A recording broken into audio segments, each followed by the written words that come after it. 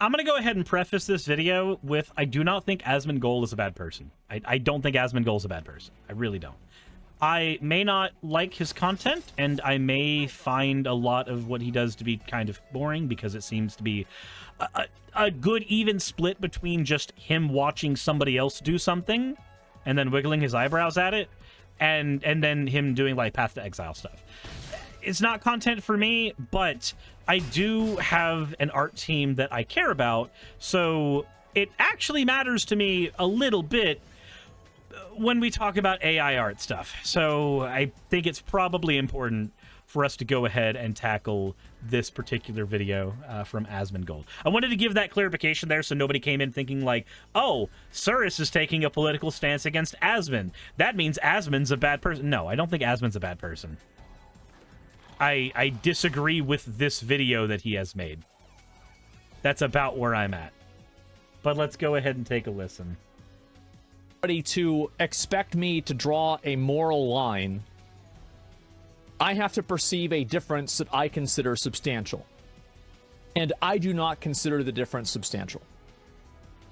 Do you guys? No. Right. No. And that's really what matters. If it was... So, for reference, for context, what he's talking about is Palworld. So that people know where this clip is coming from. He's talking about Palworld. The reason he's talking about Palworld is because everybody's talking about Palworld. It's Pokemon with guns made by a company that abandons their games after a month of release, basically. So, the Palworld controversy in a nutshell... Also, Espen, thank you very much for resubscribing. I appreciate it. The Palworld controversy... The case of bro, this is the case of bro, it's not that deep. The Palworld controversy basically boils down to two things.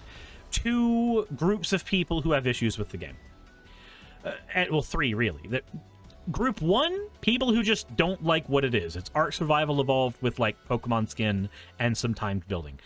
There are people who are really not into that. I'm not super into that, so I guess I fall into that camp. The other groups of people are the Nintendo enthusiasts who are like, this is copying Pokemon! It's the end of the fucking world! It's not the end of the world. It's literally... This is the conversation that happened when we started getting first-person shooters that were not Doom. There were people who called anything that was not Doom a Doom clone, and that was the conversation around Doom.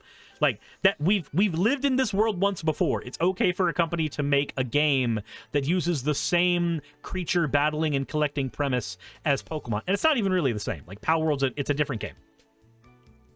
And then there's the last group of people who are angry that the developer of Palworld has also developed games that use AI. This is the one that I think is at least somewhat more substantial. This one I actually believe has a little more weight, because if you are a developer and you are willing to use AI in your work, then it is likely that there are jobs that you could have filled, and the AI is filling them instead. And AI is almost always notoriously trained on art that nobody consented for the models to be trained off of. And so the AI, when it's compositing things together to create a generative image, starts using stuff that nobody consented being used in those models that it generates. This is one of the issues with like open AI text generation stuff as well, chatting software, stuff like ChatGPT. A lot of the stuff that you generate from them, be it images or be it text, will look and sound like it is eerily similar to other things you may be familiar with, and the reason that happens is because it's literally just pulling its data from everything. Unlike a human being who can make an original story based off of the experiences they have either lived or seen in other media, when you're using an AI software, it is compositing all of it together as a patchwork quilt, functionally. Asmongold's point here is about there being an ethical concern when it comes to Palworld. Now, here's my take before I get into Asmon's. He is both right and wrong. I do not think there is an ethical concern with Palworld. I don't. I don't see a lot of evidence that like AI was used in the game itself, as far as I've been able to tell. I do not think it's okay for companies like Nintendo to say you're not allowed to make another simulator that looks like Pokemon. I think that's a stupid take. I just don't care for the game, as far as I can tell. Like, there's nothing about what that game is that drives me to want to play it. But, however, there is a portion of this where I still think that he is wrong. And we're going to get to that. Made with AI, I'm completely okay with that because it was fun.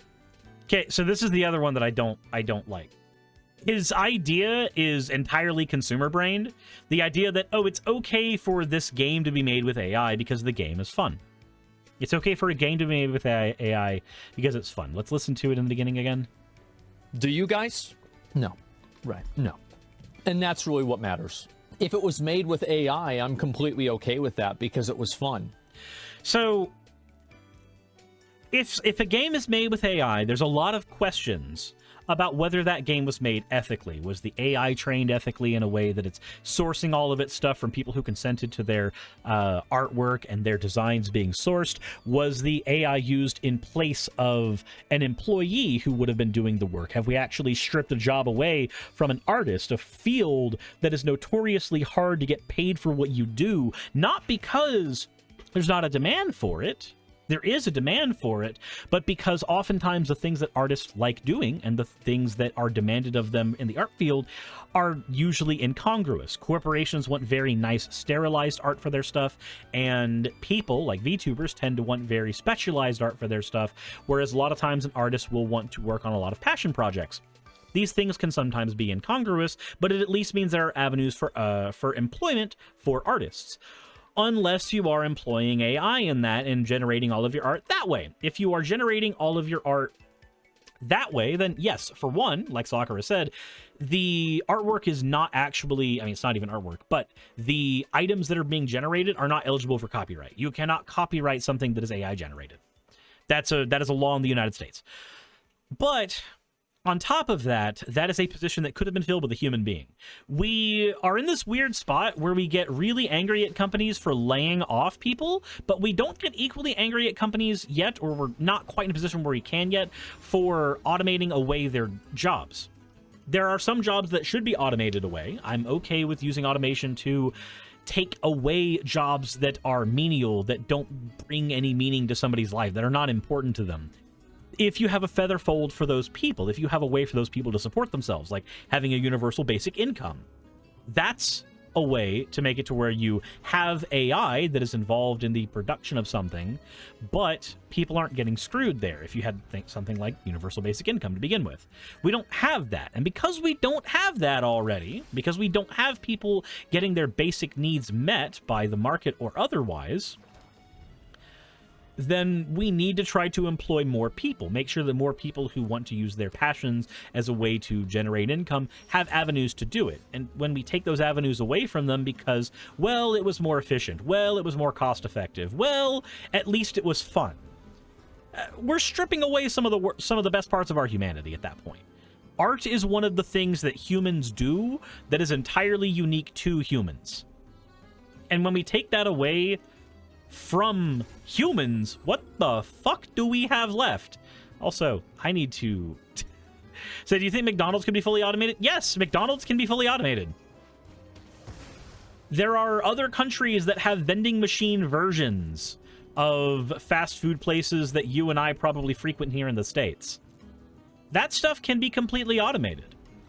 And when it's automated, and you start taking those jobs away from people and you have no way for them to get a job otherwise, there's only so many jobs that you can take out of the market before there's just not enough jobs for the people who need employment.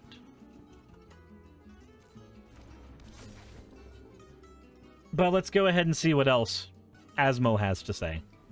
The evidence It is doesn't that matter. Nobody really cares the about lead this. developer has been very positive about AI in the past and made an AI game We're gonna play called this, by the way. AI Art Imposter that lets an AI artist draw a picture. Okay, so this is a clip of him watching a clip. We're doing Clipception right now. So he's saying that he's going to play a game called AI Imposter because part of controversy, I suppose, I guess. I don't know. It feels weird to be super happy about stuff like that. Holy shit, that's a lot of triggers. I said to McDonald's, what Redbox is to Blockbuster, Hollywood Video, etc. Yeah, and eventually, like, eventually you hit a point of no return where you're no longer just getting rid of menial jobs. You're starting to get rid of jobs that people need to live and survive and thrive. You slowly get to that point. Automation's okay, but there is a point where you've taken enough jobs out of the economy that not enough people can actually survive anymore in your economy. Once you get to that point, we're kind of fucked.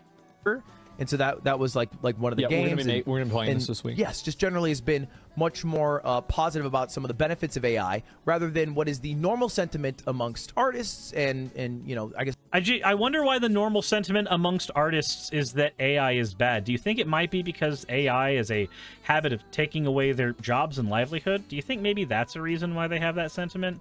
I don't know. I don't know where you would get such a radical idea. General Twitter population, which is that, you know, AI is bad and it takes jobs from people. Well, AI and the sentiment from artists opinions don't matter. Now we've hit the point of the video where I have to have a huge disagreement. Artists' points don't matter? Really? We're really going to die on that hill? That's the position that we're going to hold? Oh. Okay, Asmon. I hope that works well for you. I hope that doesn't cause any particular negative landslides in communities you may or may not be a part of or responsible for. I have no idea how an opinion like that could possibly backfire on one such as you. Not even in the slightest. Couldn't tell you. To cue the irony? Yep. It just doesn't matter, because what matters is the opinion of the people that are buying the product. Like, it doesn't, like, your opinion on it, like, just because you do it doesn't, like, nobody cares. So this is the hill he is willing to die on. Okay. It's just nobody cares about artists. So here's the weird part. So the weird part is that he's actually right. He is right, but also wrong. So saying nobody cares about the opinions of artists, no, a lot of us do. Tons of VTubers do, tons of people who work in art industries, tons of people who benefit from art. If you enjoy video games at all, then all of the artists who are involved in the making of your video games, you should give a fuck about their opinions. But the part about it that he's right on is that actually companies, you're right, don't care about artists for a couple reasons. One, companies don't have minds and souls and shit like that, so a company lacks the ability to care. But let's pretend that they could. A company cares about getting to the bottom line. They care about getting to the bottom dollar. This is why we constantly say that corporations are not your friends. They are not. Not only are they not living, breathing, thinking people, but as an apparatus, they exist solely for the purpose of creating money for shareholders. Think about how many people play Magic the Gathering and have gotten pissed at Wizards of the Coast for using AI art in anything. People do care about the opinions of artists, Asmo. You know better than this. I would assume so. Like, it's not relevant. It's like whenever one of these, like, you know, really well-respected and really respectable directors talks about how bad Marvel is. Shut up, old man. Shut up. So, the reason that they have that opinion, though, is that they are part of the craft. They are directors making movies who are judging another movie based on the merits of being a director who makes movies. When an artist is giving their opinion on AI art, it is an opinion informed based on career opportunities they may have lost as a result of that. These scenarios are different. We say shut up old man because the concept of the popcorn flick has existed for about as long as flicks have existed at the movie theater. The reason that we have opinions when it comes to AI and art is because, yes, this technology is inevitable. Yes, it's going to continue to seep into everything we know, do, and love. And no, there's no real way to avoid that. But should we use that as an excuse to not advocate for the artists who get harmed in the process, who get trampled on the way there? No. Absolutely fucking not. Brigwin says Asmongold gets by on the bare minimum. It's no wonder why his opinions are Walmart versions of understanding. He doesn't just get by on the minimum. He gets piloted through half the games he plays. I remember him going through Classic WoW and just getting items handed to him. And that was his Classic WoW experience. But we know that AI art is an inevitability. That doesn't mean that we need to not advocate for the artists whose jobs and livelihoods are threatened by it existing, either by trying to advocate for things like universal basic income so that they have the ability to generate an income off of their passion, or generate an income despite their passion not being as monetizable as it once was. Unfortunately, he is correct in that technically people don't care when it comes to the corporations, and technically people don't care when it comes to the inevitability of the technology. But it's very, very condescending and demeaning for him to say that, no, none of this matters. I guess the artists can just get fucked. If this is the hill you want to die on, then I'm sure that your audience is going to have some very, very interesting words. They're going to have some very interesting words about your choice of hill to die on. It is a very strong bit of brain rot.